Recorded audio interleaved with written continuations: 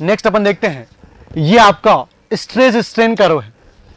कौन सा कर्व आपका? ये स्ट्रेस, ये आपका स्ट्रेस स्ट्रेन कर्व है। कौन सा कर्व आपका? ये स्ट्रेस स्ट्रेन कर्व है, ठीक है। ये कोई मटेरियल का आपका स्ट्रेस स्ट्रेन कर्व है।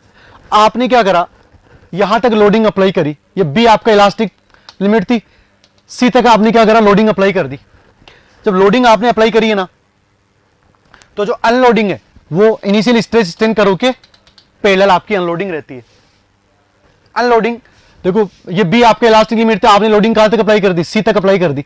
लोडिंग अप्लाई करने के बाद में आपने लोड हटा दिया, तो वापिस से जो मेटेरियल है, मेटेरियल जो अनलोडिंग के अंदर जो मेटेरियल आपका आएगा वापिस से, वो इनिशियल स्ट्रेस स्ट्रेन कर्व के पैरेलल आता है। और इतना स्ट्रेन क्या हो गया इसके अंदर?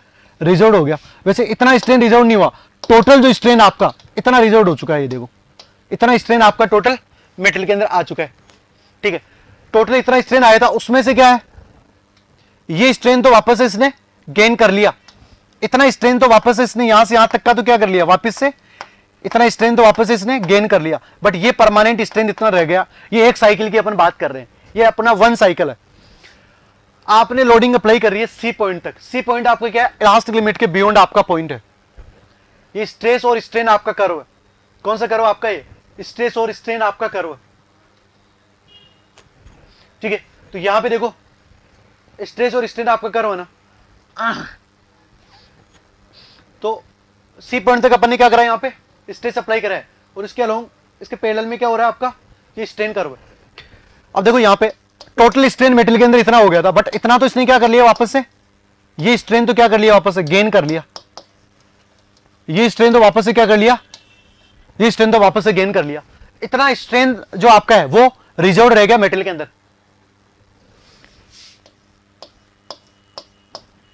इतना स्ट्रेन आपके मेटेरियल के अंदर रह गया, ठीक है। टोटल स्ट्रेन यहां से यहां तक था, और इतना आपका स्ट्रेन रह गया ये, ठीक है। तो ये जो लूप बना ना, ये लूप, ये तो आपका क्या हो गया, ये तो क्या है, ये प्लास्टिक स्ट्रेन एनर्जी है पर यूनिट वॉल्यूम। ये क्या आपका प्लास्टिक स्ट्रेन एनर्जी है पर यूनिट वॉल्यूम है। और ये आपका क्या है, हाइपर इलास्टिक स्ट्रेन एनर्जी। इसको क्या बोलते हैं, ये वाला जो रीजन है इसको क्या बोलेंगे, हाइपर इलास्टिक स्ट्रेन एनर्जी पर unit volume. Hyper elastic strain energy पर यूनिट वॉल्यूम, ठीक है। सो अब यहां पे देखो, ये जो स्ट्रेन है ना, ये कौन सा स्ट्रेन है, इतना स्ट्रेन तो रह जाएगा मेटेरियल के अंदर। पहले साइकिल की बात करें तो इसको क्या बोलेंगे, ये कौन सा स्ट्रेन आपका, ये आपका है प्लास्टिक स्ट्रेन, इतना तो रहेगा। और ये कौन सा है, ये तो गेन कर लिया मेटेरियल ने वापस से, तो ये कौन सा, ये है इलास्टिक स्ट्रेन। ये कौन सा स्ट्रेन आपका, ये आपका इलास्टिक स्ट्रेन। ये कौन सा स्ट्रेन आपका, इलास्टिक स्ट्रेन है। और ये कौन सा स्ट्रेन आपका, ये आपका प्लास्टिक स्ट्रेन, ये आपका है इलास्टिक स्ट्रेन। तो इतना स्ट्रेन तो मेटेरियल ने क्या करा, वापस से गेन कर लिया। इतना स्ट्रेन तो मेटेरियल ने क्या करा, वापस से गेन कर लिया। इतना स्ट्रेन तो बट ये परमानेंट स्ट्रेन आपका रह गया मेटेरियल के अंदर, तो इसको बोलेंगे प्लास्टिक स्ट्रेन। और इसको क्या बोलेंगे अपन, इलास्टिक स्ट्रेन।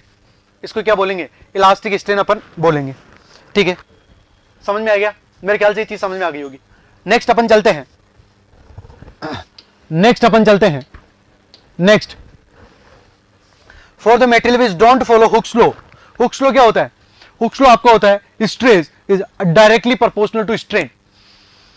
हुक्स लॉ आपके क्या होता है, stress is directly proportional to strain, वो होता है आपका हुक्स लॉ। और ये कहां तक वैलिड है, it is valid up to the proportional limit. कहां तक वैलिड है, ये आपका प्रोपोर्शनल लिमिट तक वैलिड है। सो देखिए, नोट अपन लिख रहे हैं, एक नोट अपन लिखते हैं। और क्या नोट है आपका, देखिए नोट अपन लिख रहे हैं। नोट क्या है, देखो यहां पे, for the material which don't follow Hooke's law, for the material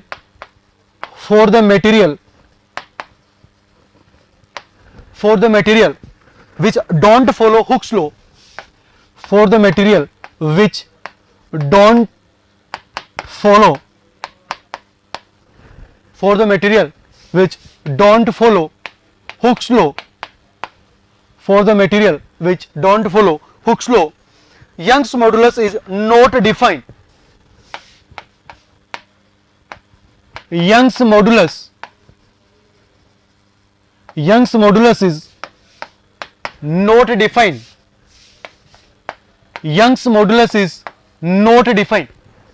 Young's modulus is not defined for such material. Not defined for such material. For such material, the similar quantity is known as tangent material. For such material, the similar quantity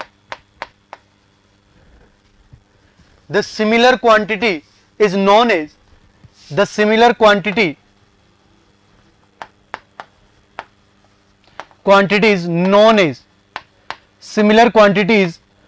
as tangent modulus. Similar quantity is known as tangent modulus. Similar quantity is known as tangent modulus. और bracket में secant modulus, और bracket में क्या हो जाएगा, secant modulus. Secant modulus for the material which don't follow Hooke's law. ऐसा material जो Hooke's law follow नहीं करता है. For the material which don't follow Hooke's law. Hooke's law क्या होता है? Stress is directly proportional to strain. Stress is directly proportional to strain. ऐसा material जो Hooke's law फॉलो नहीं करता है is not defined for such material. ठीक है. The similar quantity is known as tangent modulus and secant modulus अपन काम में लेते हैं. So जो Young's modulus आपका Young's modulus है वो आपका डिफाइंड नहीं होता है जो आपका Hooke's law को फॉलो नहीं करते हैं. सो Hooke's law को फॉलो नहीं करते हैं उनके लिए Young's modulus आपका डिफाइंड नहीं होता है. इसी टाइप के मेटल के लिए आपका टेंजेंट मॉडुलस और सेकेंड मॉडुलस आपका डिफाइंड होता है. कौन सा होता है? Tangent modulus and second modulus आपका डिफाइंड होता है. ठीक है, ये इंपॉर्टेंट नोट है, इसको आपको माइंड में रखना है. नेक्स्ट अपन बात करते हैं. नेक्स्ट आपका है रेजिलेंस. नेक्स्ट आपका क्या है? रेजिलेंस. नेक्स्ट आपका क्या है? रेजिलेंस. रेजिलेंस क्या है? It is total elastic strain energy. Resilience क्या होता है? रेजिलेंस देखो क्या होता है. It is total elastic strain energy. Total elastic strain energy. It is the total elastic strain energy. Resilience क्या होता है? It is total elastic strain energy that can be released after unloading. Energy that can be released. It is total elastic strain energy that can be released after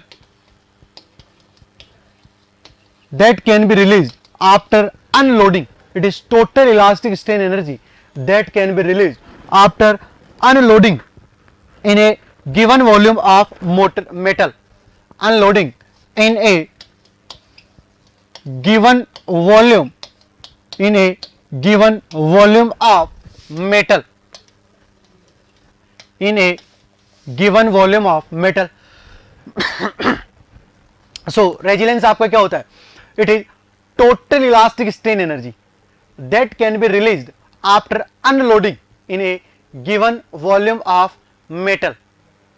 ये आपका resilience होता है. देखो resilience मतलब आपका अगर आपने लोड अप्लाई करा इलास्टिक लिमिट तक, जो स्ट्रेन एनर्जी मेटल के अंदर स्टोर हुई है, फिर आपने क्या करा? अनलोडिंग आपने करी हुई है. जो स्ट्रेन एनर्जी आपसे से आपकी रिलीज हो जाती है, ठीक है, उसी को क्या बोलते हैं? रेजिलेंस बोलते हैं. ये टोटल इलास्टिक स्ट्रेन एनर्जी है जो रिलीज हो जाती है अनलोडिंग के टाइम में, जो रिलीज होती है उसको बोलते हैं रेजिलेंस. आप ऐसे ध्यान रखो, रिलीज से रेजिलेंस, रेजिलेंस रिलीज. देखो इसमें कंफ्यूजन होता है यार ना. अभी अपन 3-4 टर्म और पढ़ेंगे तो यहां से क्या स्टूडेंट को थोड़ा सा कंफ्यूजन होता है. रेजिलेंस से आप ध्यान रखिए रिलीज. रेजिलेंस से क्या ध्यान रखिए आप? रिलीज. रेजिलेंस से आप ध्यान रखिएगा रिलीज. ये टोटल इलास्टिक स्ट्रेन एनर्जी है, रिलीज हो जाती है after unloading in A given volume of metal. In A given volume of metal.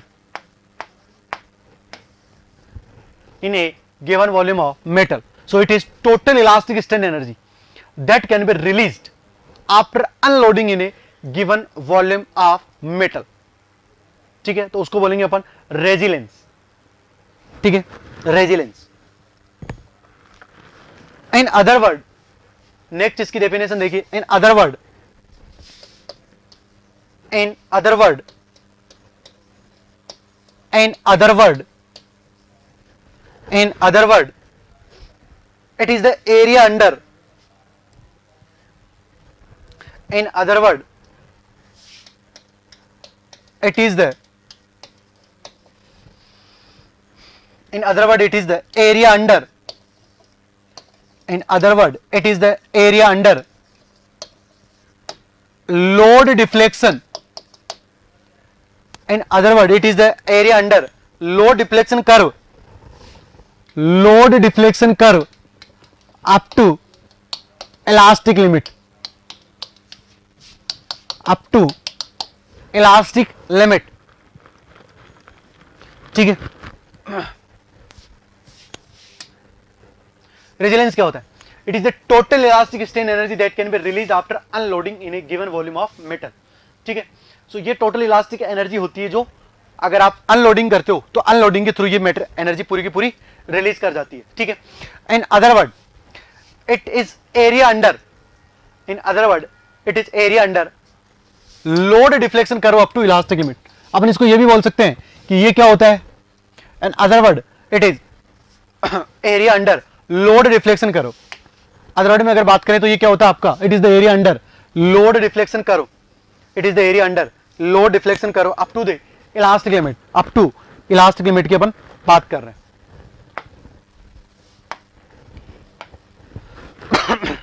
यहां पे देखिए, ये आपका हो जाएगा लोड, ये आपका हो जाएगा लोड, और इधर हो जाएगा ये आपका डिफ्लेक्शन. ये हो जाएगा लोड और ये हो जाएगा डिफ्लेक्शन. ठीक है, ये आपका लोड डिफ्लेक्शन कर्व है. ठीक है, कहां तक? ये मान लो आपकी कौन सी लिमिट है, ये इलास्टिक लिमिट है आपकी. कौन सी लिमिट है ये आपकी है इलास्टिक लिमिट. ये आपकी इलास्टिक लिमिट है यहां पे. ठीक है, so it is the area under load deflection curve.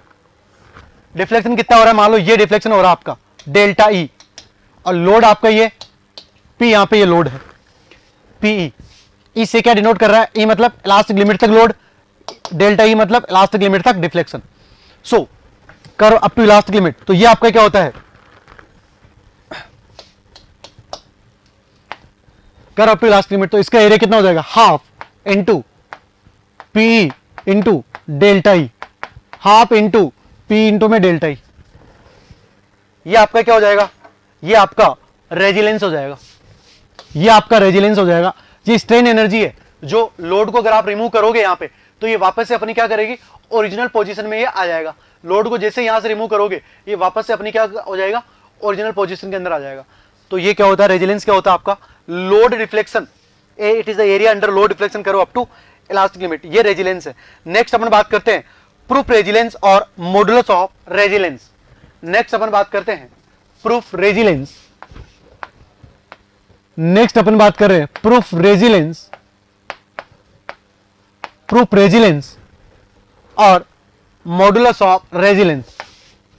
Proof resilience और मॉडुलस ऑफ रेजिलेंस.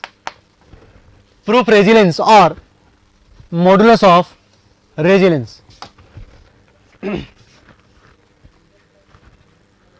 कौन सा हो जाएगा आपका? Proof resilience and modulus of resilience की अपन बात करते हैं.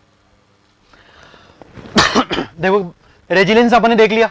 नेक्स्ट आपकी नई टर्म है प्रूफ रेजिलेंस और मॉडुलस ऑफ रेजिलेंस. देखो इसकी बात करते हैं अपन. इसकी अपन बात कर रहे हैं proof resilience and modulus of resilience. So proof resilience is the area under, proof resilience, proof resilience, proof resilience is the, proof resilience is the area under, proof resilience is the area under stress strain curve proof resilience is the area under stress strain curve. Proof resilience is the area under stress strain curve up to elastic limit, up to elastic limit, up to elastic limit. So proof resilience और modulus of resilience क्या होता है? Proof resilience is the area under stress strain curve.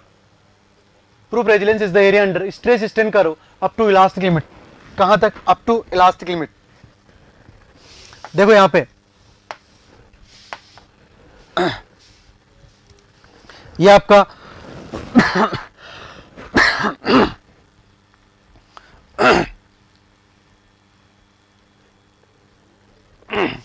ये stress strain curve है, ये आपका stress strain curve है कुछ ऐसा। ये यहां पे आपका क्या हो गया? सिग्मा वाई यील्ड स्ट्रेस है, ये सिग्मा वाई आपका यील्ड स्ट्रेस है। यहां पे आपका हो जाएगा ये स्ट्रेन ई, यहां पे क्या हो जाएगा? स्ट्रेन हो जाएगा, ये हो जाएगा स्ट्रेस, ये हो जाएगा यहां पे स्ट्रेन, ये स्ट्रेस और ये स्ट्रेन हो जाएगा यहां पे।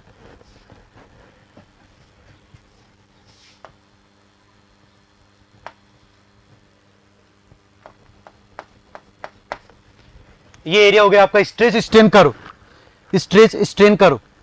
ये जो पॉइंट है आपका, ये पॉइंट क्या है? ये आपका हो गया इलास्टिक लिमिट। ये कौन सा पॉइंट हो गया आपका? Elastic limit. ये कौन सा पॉइंट हो गया आपका? Elastic limit. देखो यहां पे प्रूफ रेजिलेंस क्या होता है? It is the proof resilience is the area under stress strain curve. कहां तक? इलास्टिक लिमिट तक। ये इलास्टिक लिमिट तक आपका एरिया होगा स्ट्रेस स्ट्रेन कर्व का, तो half into sigma y into e. ये आपका क्या हो गया यहां पे? ये आपका प्रूफ रेजिलेंस हो गया। इसको ही क्या बोलेंगे? प्रूफ रेजिलेंस अपन बोलेंगे। इसको क्या नाम है? इसका क्या नाम है? Proof resilience.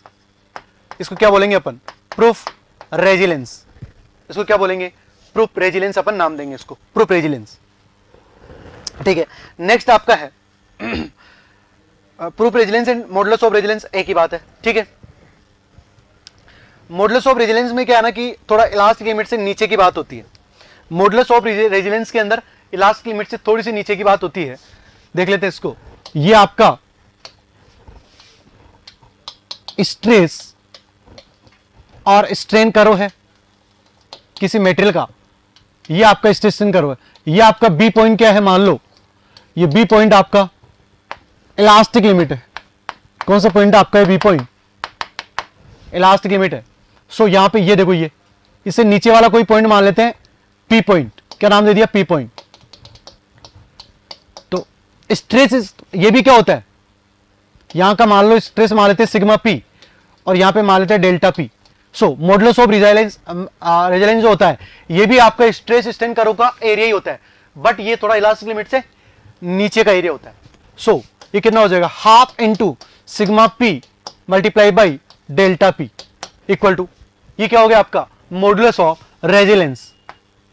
ये आपका हो जाएगा मॉडुलस ऑफ रेजिलेंस। ये आपका हो जाएगा मॉडुलस ऑफ रेजिलेंस। ये आपका मॉडुलस ऑफ रेजिलेंस हो गया। ठीक है, सो नेक्स्ट आपका है टफनेस और मॉडुलस ऑफ टफनेस। नेक्स्ट आपका आता है toughness and modulus of toughness. Next आपकी टर्म है toughness and modulus of toughness. Next आपका है टफनेस और मॉडुलस ऑफ टफनेस। टफनेस और मॉडुलस ऑफ टफनेस। टफनेस और मॉडुलस ऑफ टफनेस। नेक्स्ट आपकी टर्म है टफनेस और मॉडुलस ऑफ टफनेस।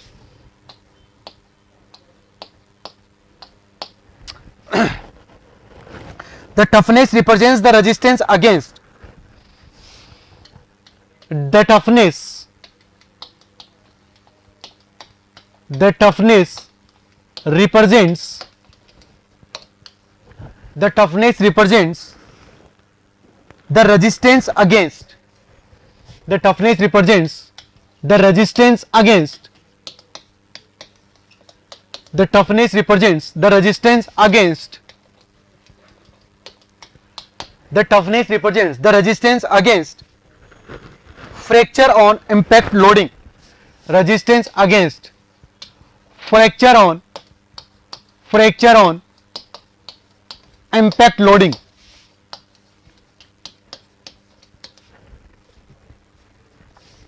ठीक है, सो टफनेस क्या है? Resistance against fracture on impact loading, on impact loading. Next देखिए, it is the total strain stress energy. It is the total strain energy. It is the total strain energy. It is the total strain energy in a given volume of metal. Strain energy in a given volume of metal. In a given volume of metal.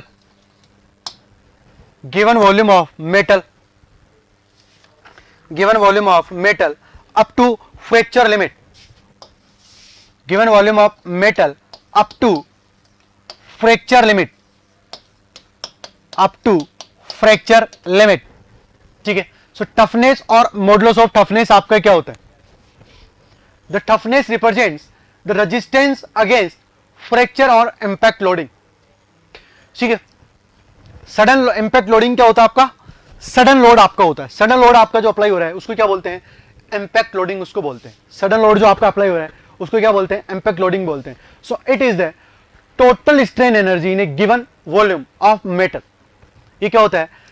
Total strain energy होता है metal के अंदर. कहां तक? Up to the fracture limit. So toughness और modulus of toughness क्या होता है? टोटल स्ट्रेन एनर्जी कहां तक? Up to the fracture limit. ये आपका होता है टफनेस. ये आपका क्या होता है? टफनेस. नेक्स्ट अपन बात करते हैं. अब ये क्या होता है देखो, it is the equal to area under load deflection curve. Load deflection curve और कहां तक का एरिया आपका? Up to the fracture limit. कहां तक का एरिया आपका? Up to the fracture limit. तो लिखते हैं इसको, देखो ये क्या हो जाएगा आपका? ये क्या हो जाएगा? It is equal to the area under, it is equal to the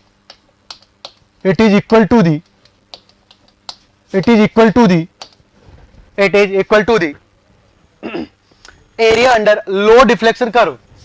equal to the area under, it is equal to the area under load deflection curve. It is equal to the area under load deflection curve up to fracture limit. Load deflection curve up to fracture limit. ये क्या होता है आपका? देखो, it is equal to the area. Area under कहां तक? Load deflection curve तक. It is equal to the area under load deflection curve. Load deflection curve का एरिया कहां तक? Up to the fracture limit. ठीक है, नेक्स्ट अपन बात करते हैं मॉडुलस ऑफ टफनेस की. नेक्स्ट आपका है the modulus of toughness represents. Next आपका है the modulus of toughness. The modulus of toughness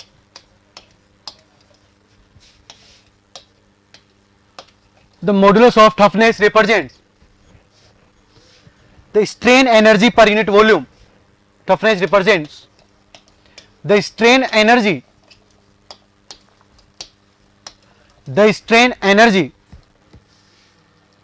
per unit volume up to fracture limit.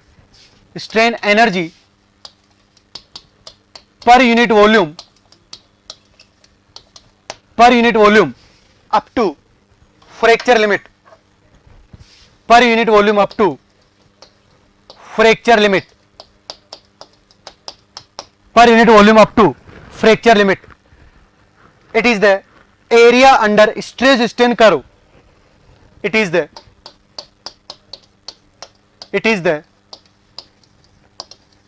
area under stress strain curve. It is the area under stress strain curve. It is the area under stress strain curve up to fracture limit. It is the area under stress strain curve up to fracture limit. तो देखो, so modulus of toughness represents, modulus of toughness क्या हो जाएगा, the strain energy per unit volume. ये क्या हो जाएगा, strain energy per unit volume up to fracture limit.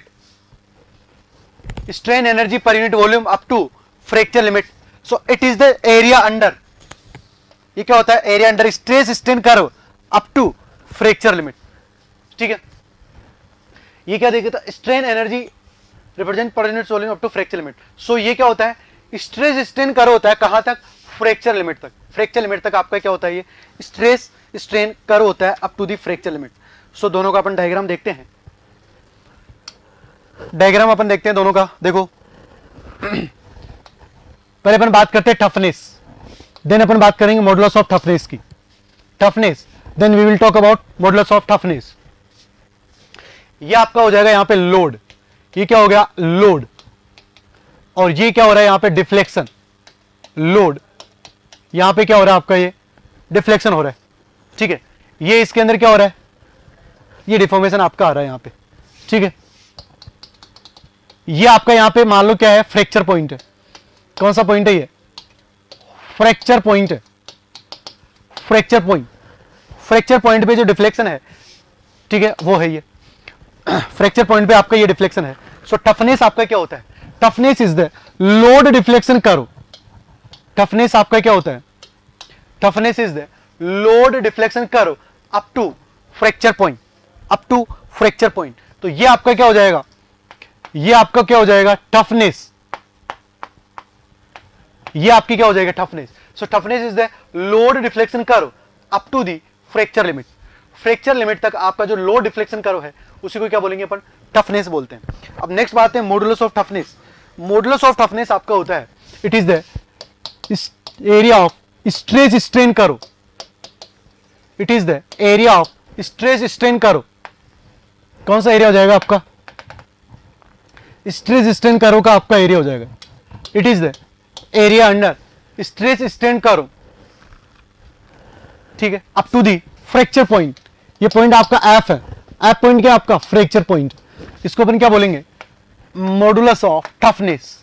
इसको क्या बोलेंगे अपन, मॉडुलस ऑफ टफनेस. क्या नाम देंगे इसको, मॉडुलस ऑफ टफनेस. इसको बोलेंगे मॉडुलस ऑफ टफनेस.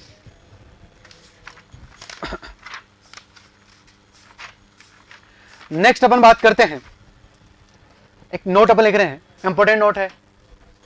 एक नोट अपन लिख रहे हैं, नोट देखते हैं क्या है.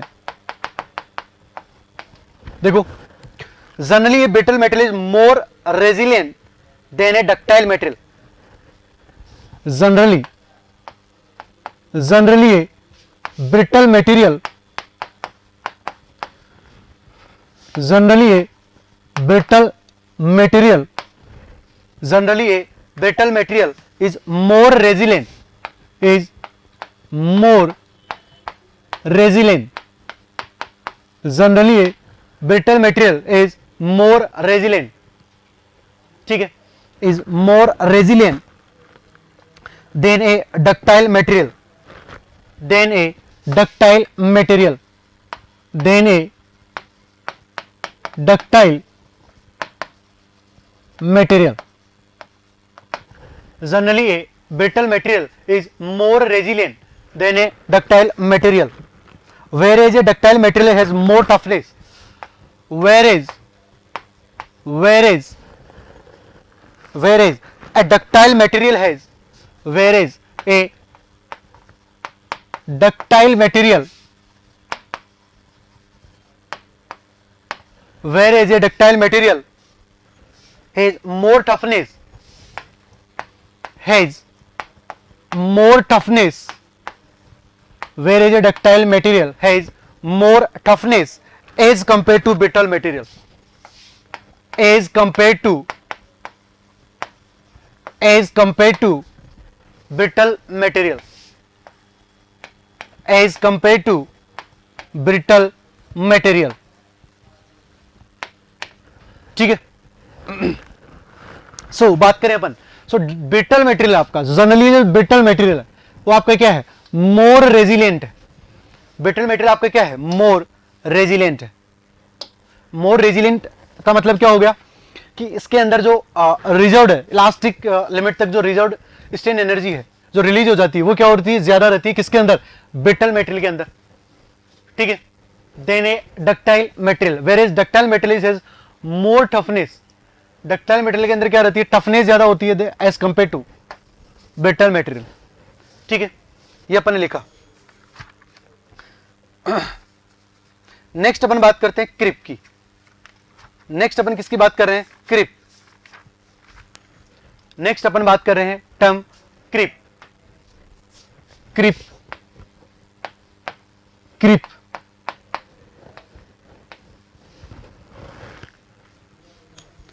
creep is the permanent deformation due to creep is the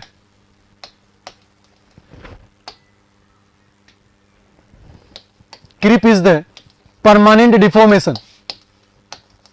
Creep is the permanent deformation. Creep is the permanent deformation due to constant loading. Permanent deformation due to constant loading. Creep is the permanent deformation due to constant loading. Creep क्या होता है आपका, permanent deformation है. Load आपने increase नहीं करा है, load आपका जो लगा हुआ था ना वही लगा हुआ है.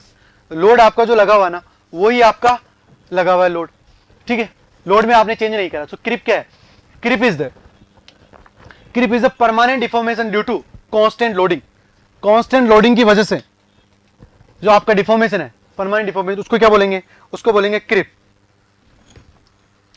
After passage of time, after passage of time, after passage of time, after passage of time,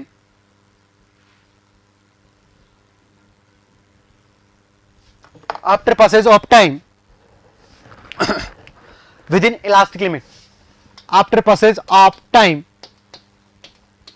after passage of time within elastic limit, within elastic limit, within elastic limit. ठीक है.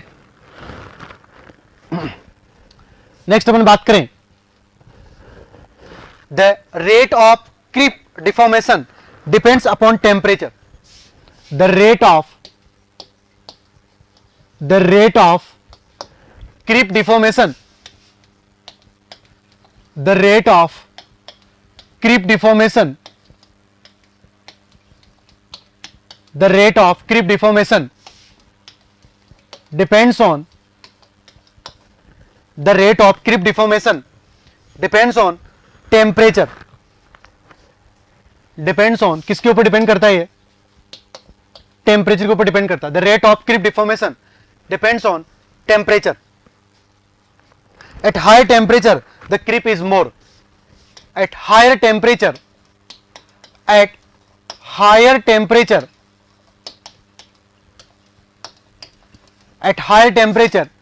creep is more. The higher temperature, the creep is more. At high temperature, the creep is more. When the temperature reaches to half the melting point, when the temperature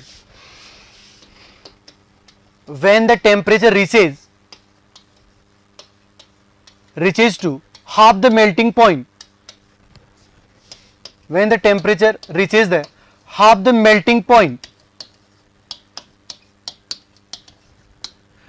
when the temperature reaches to half the melting point, half the melting point, when the temperature reaches to half the melting point of the material, half the melting point of the material, half the melting point of the material, half the melting point of the material, creep becomes intolerable, creep becomes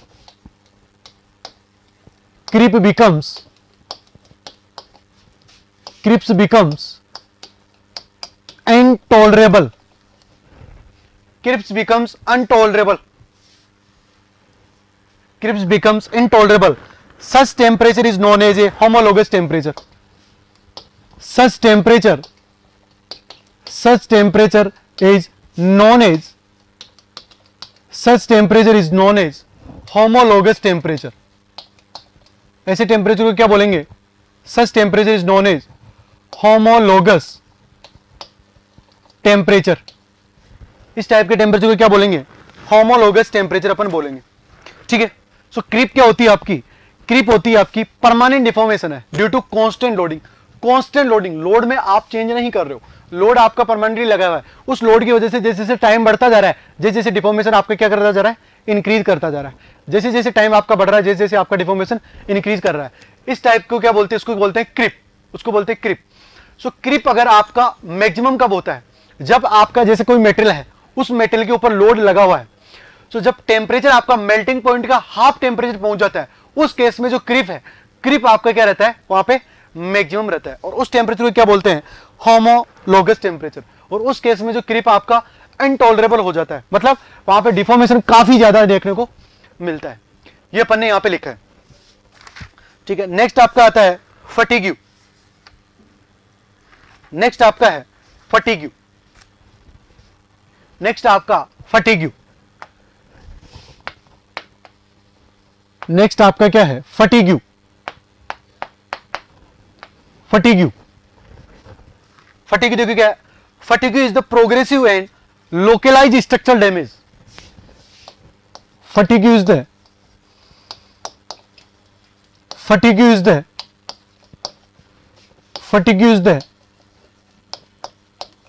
localized, fatigue is the localized or structural damage. Fatigue is the localized or structural damage that occurs when a material is subjected to, that occurs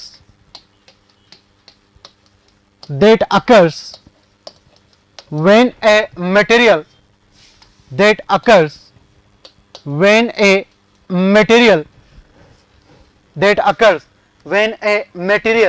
is subjected to cyclic loading.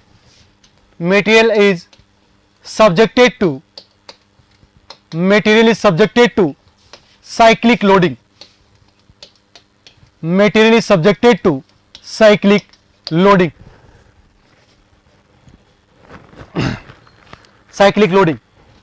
If loading is cyclic or reverse cyclic, if loading is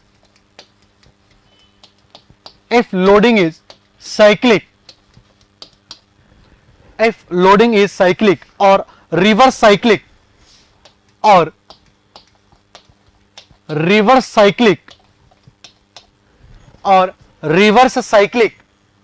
then in every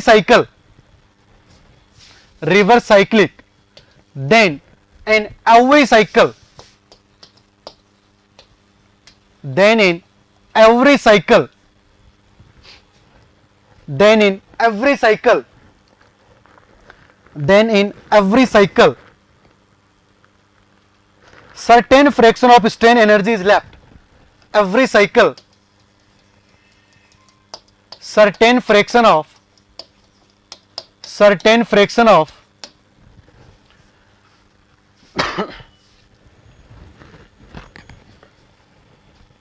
in every cycle certain fraction of strain energy is left.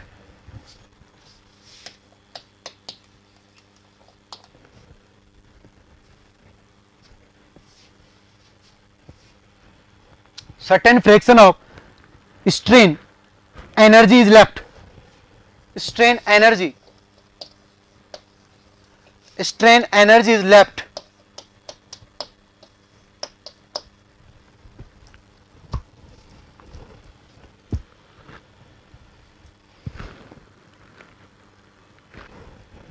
certain fraction of strain energy is left in the system. Strain energy left in the system. Strain energy left in the system which is not released due to fast rate of loading. Which is not released. Which is not released. Which is not released due to fast rate of loading. Due to fast rate of loading. Which is not released due to fast rate of loading. Not released due to fast rate of loading. After large number of cycle. After large number of cycle. After large number of cycle. When the total accumulate strain energy. After large number of cycle, when the total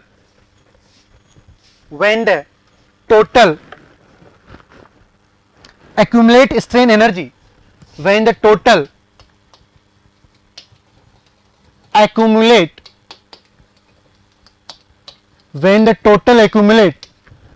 strain energy becomes equal to or greater than becomes equal to or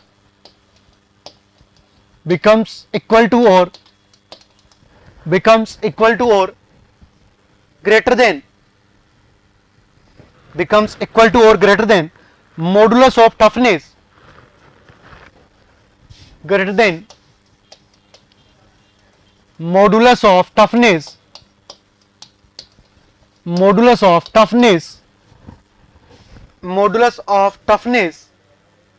then failure will occur. Then failure will occur.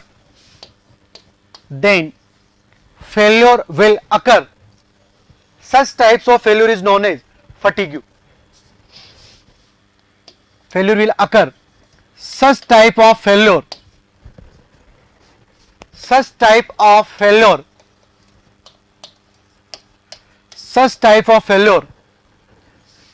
known as fatigue. Such type of failure is known as fatigue. इसी type के failure को क्या बोलेंगे? Fatigue बोलेंगे. देखो fatigue के क्या मतलब होता है? Progressive and localised structural damage. जैसे मान लो ये पेन है, इस पेन के ऊपर साइक्लिक लोडिंग ऐसे लगी हुई है, साइक्लिक लोडिंग इसके ऊपर लगी हुई है, तो हर बार जब लोड इसके ऊपर अप्लाई कर रहे हैं तो देखो दूसरी बार लोड में अप्लाई कर रहा हूं ना तो इतना टाइम इसके ऊपर मिल रहा है. ठीक है, ऐसे इस पेन के ऊपर लोड अप्लाई कर रहे हैं, तो जब पहली बार मैंने लोड अप्लाई करा, फिर दूसरी बार लोड अप्लाई करने के मैंने हाथ ऊपर उठाया तो इतना टाइम मिल गया यहां पे, फिर लोड अप्लाई करा, फिर हाथ ऊपर उठाया, फिर लोड अप्लाई करा, फिर हाथ ऊपर उठाया, तो जो यहां पे स्ट्रेन इसके अंदर रिजॉल्व हो रहा है उसको प्रॉपर टाइम नहीं मिल रहा है कि वो रिलीज हो जाए. प्रॉपर टाइम नहीं मिल रहा है कि वो आपका स्ट्रेन जो है वो रिलीज हो जाए मेटेरियल से. तो वो स्ट्रेन आपका इस मेटेरियल के अंदर क्या हो रहा है, धीरे धीरे स्टोर होता जा रहा है. और एक लिमिट आती है, उस लिमिट तक, उसके बाद में क्या ना कि जो मॉडुलस ऑफ टफनेस है उसके बराबर और इक्वल टू आपका स्ट्रेन हो जाता है, तो वहां पे जो मटेरियल है वो क्या कर जाता है, उस केस में फेल कर जाता है. इस टाइप के फेलियर को क्या बोलते हैं? फटीग बोलते हैं. इस टाइप के फेलियर को क्या बोलते हैं? फटीग अपन नाम दे देते हैं. तो देखो फटीग क्या होता है. So fatigue is the localised और स्ट्रक्चरल डैमेज. फटीग क्या होता है? फटीग इज द लोकलाइज्ड और structural damage that occurs when a material subjected to cyclic loading. कब अकर होता है? कब होता है? जब मेटल पे कैसा लोडिंग हो? Cyclic loading. साइक्लिक लोडिंग का मतलब है कि वहां पे टाइम नहीं मिल रहा, मेटेरियल को अपनी जो स्ट्रेन है उसको रिलीज करने का, subjected to cyclic loading. If loading is cyclic और reverse cyclic, if loading is cyclic, if loading is cyclic or reverse cyclic, if loading is cyclic or reverse cyclic, then in every cycle certain fraction of strain energy is left in the system which is not released due to fast rate of loading। हर बार आप apply कर रहे हो ना, तो हर बार कुछ ना कुछ energy उसके अंदर क्या हो रही है, स्टोर हो रही है, स्ट्रेन एनर्जी जो रिलीज नहीं हो पा रही, क्योंकि जो रेट है लोडिंग वो क्या, पास्ट रेट ऑफ लोडिंग है। ठीक है, after large number of cycle when the total accumulated strain energy, जो उसके अंदर इकट्ठी हुई है strain energy, becomes equal to और greater than modulus of toughness, modulus of toughness से बराबर या उससे ज्यादा अगर हो जाती है, मॉडुलस ऑफ टफनेस से बराबर या उससे ज्यादा अगर हो जाती है, तो उस केस में देन फेल्यूर विल अकर, और such type of failure is known as fatigue. और उस टाइप के फेल्यूर को क्या बोलते हैं, फटीग बोलते हैं। उस टाइप के फेल्यूर को क्या बोलते हैं, फटीग बोलते हैं। नेक्स्ट आपका आता है एंडुरेंस लिमिट। नेक्स्ट आपका है एंडुरेंस limit.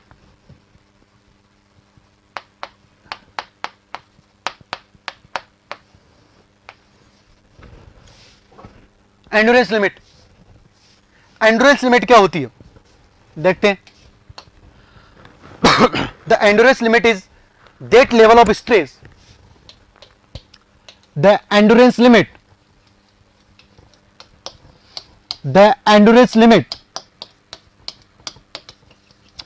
is that level of stress, the endurance limit is that level of stress, the endurance limit is that level of stress below which failure will not occur,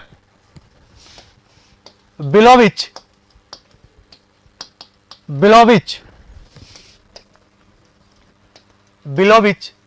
failure will not occur,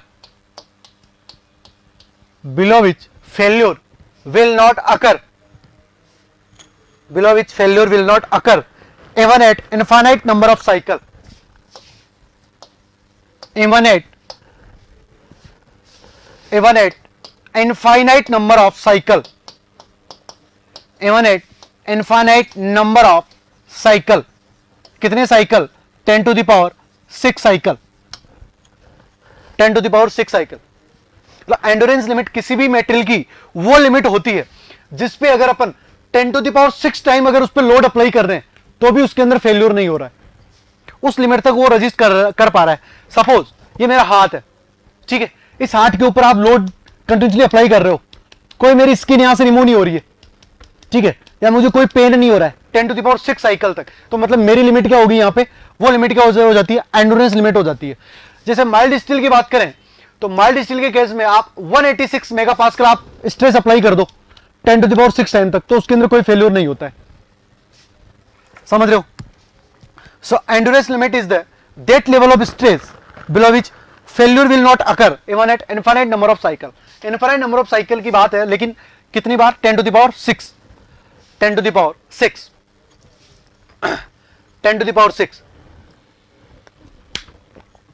अब अपन बात करते हैं Hooke's law की। Next अपन किसकी बात कर रहे हैं, Hooke's law.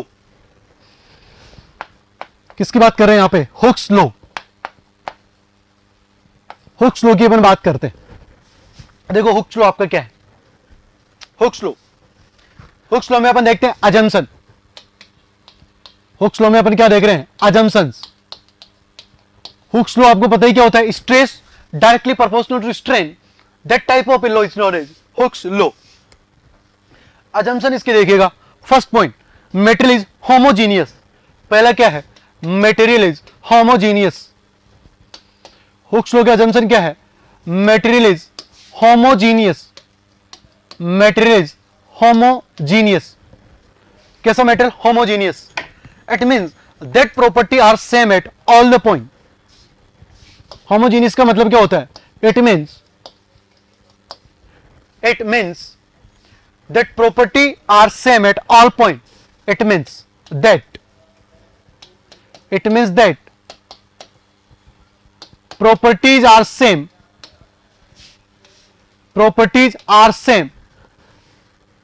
Eight all point, properties are same at all point. Homogeneous का मतलब क्या होता है, उस जैसे मान लो ये बोतल है, ये बोतल आपकी क्या है, ये होमोजीनियस है ये, क्योंकि ये थ्रू आउट द लेंथ ये प्लास्टिक की बनी हुई है, हर एक मेटेरियल का किसका बना हुआ है, प्लास्टिक का यहां पे बना हुआ है। मतलब होमोजीनियस उस मेटेरियल को बोलेंगे जो through out the length same he material का आपका बना हो। या फिर यूं बोल सकते हो, it means that property are same at all point. अब यार जिस हर एक पॉइंट की जो प्रॉपर्टी वो क्या सेम है, क्यों, क्योंकि हर एक पॉइंट प्लास्टिक है ही इसका, तो हर एक पॉइंट की प्रॉपर्टी क्या है, सेम है।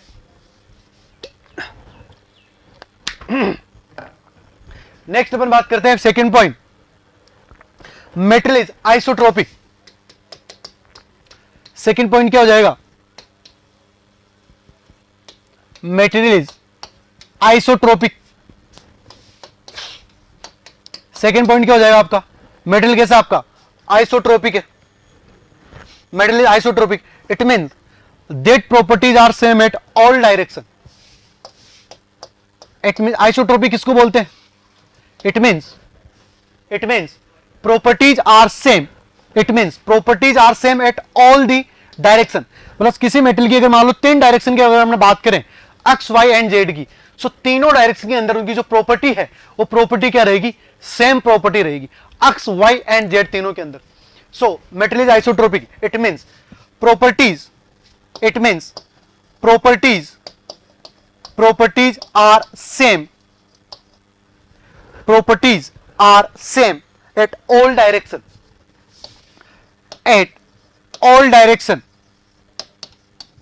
प्रॉपर्टीज क्या रहेगी आपकी, हर एक डायरेक्शन में सेम रहेगी। अक्स में जो प्रॉपर्टी है वही प्रॉपर्टी आपकी वाई में रहेगी, एंड वही प्रॉपर्टी आपकी क्या रहेगी, जेड के अंदर रहेगी। सो हुक्स लॉ का अजम्पशन है, first assumption is metal is homogeneous.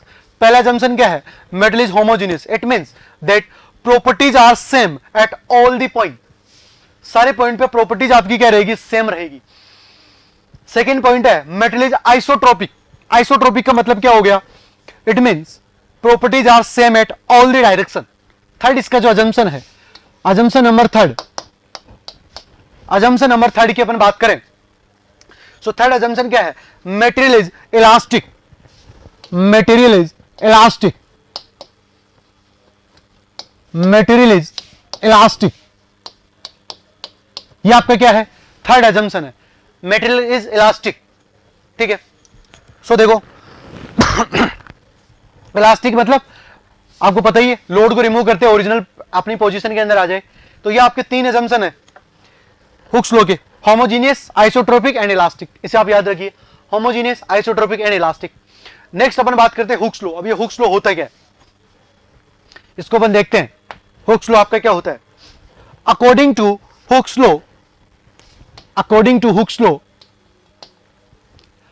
According to Hooke's law, according to Hooke's law, according to Hooke's law, stress is directly proportional to, stress is directly proportional to,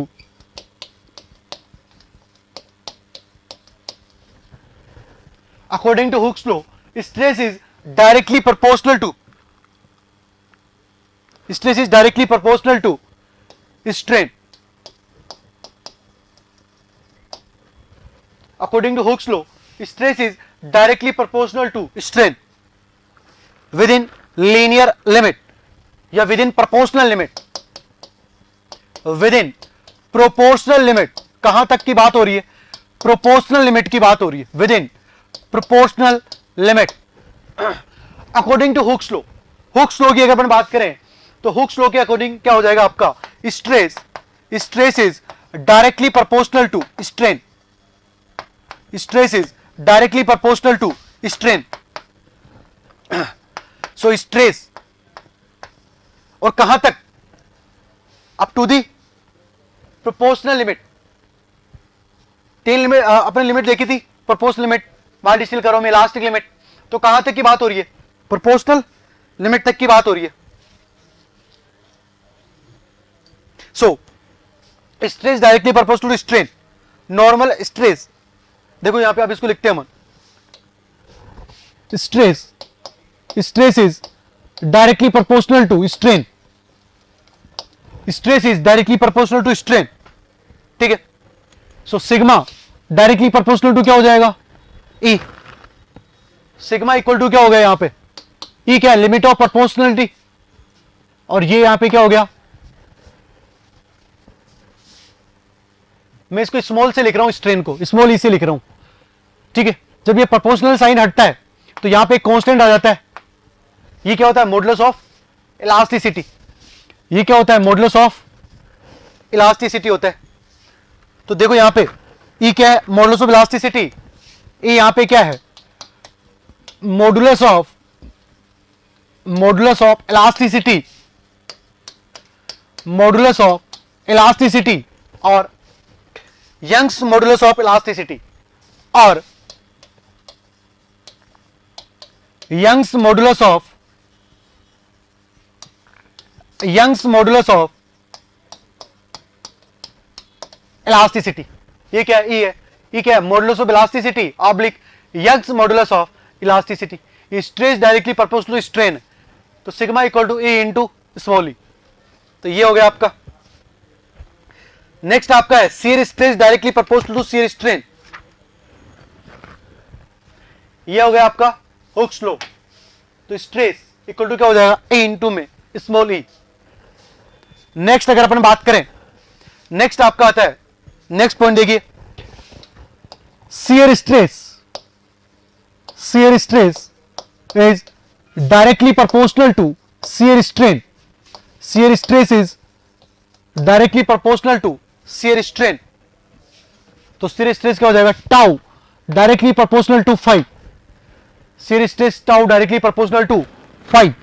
तो tau equal to क्या हो गया यहां पे, अगर ये हटता है तो जी इंटू में 5, टाउ इक्वल टू क्या हो गया आपका, जी इंटू में 5, जी हो जाएगा मॉडुलस ऑफ रिजिडिटी, जी आपका क्या हो जाएगा, modulus of,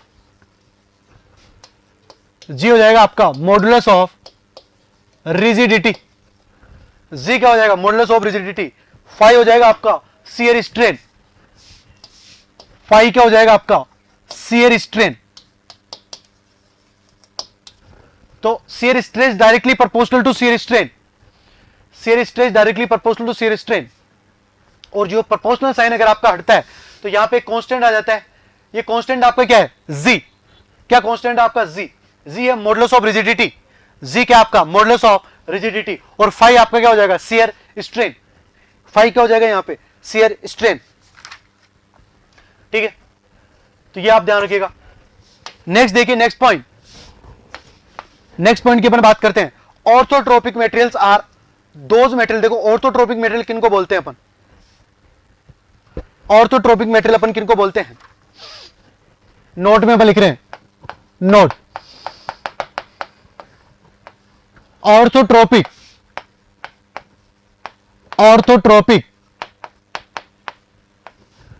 materials are those material, orthotropic materials are those material, orthotropic materials are those material which have different properties in perpendicular direction, which have different properties, which have different properties,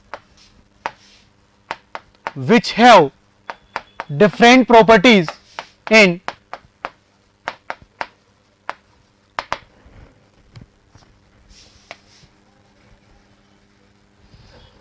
which have different properties in perpendicular direction.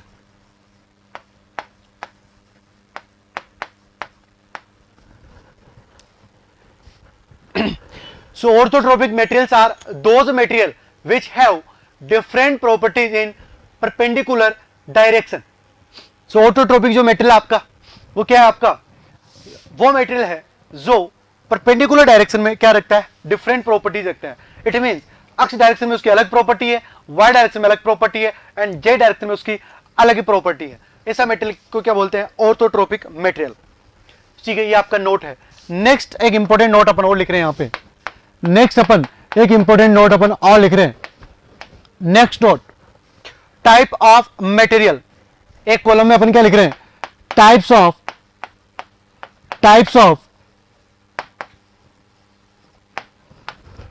Of material. Next आपको हो जाएगा number of independent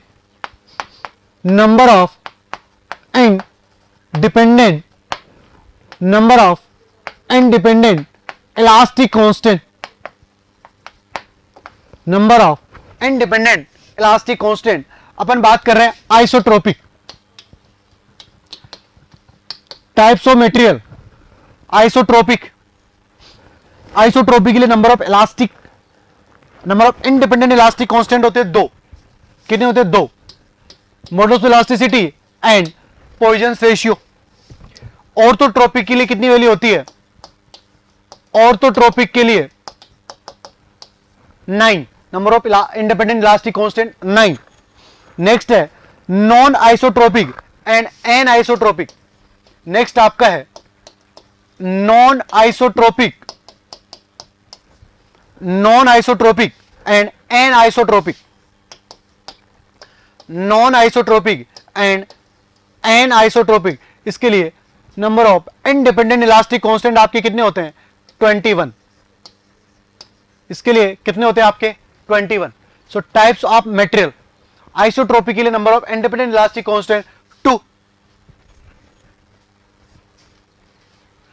orthotropic 9, non isotropic anisotropic 21। सो आप इसे याद रखिए, इनको मैं समझाऊंगा ये होता क्या है ना।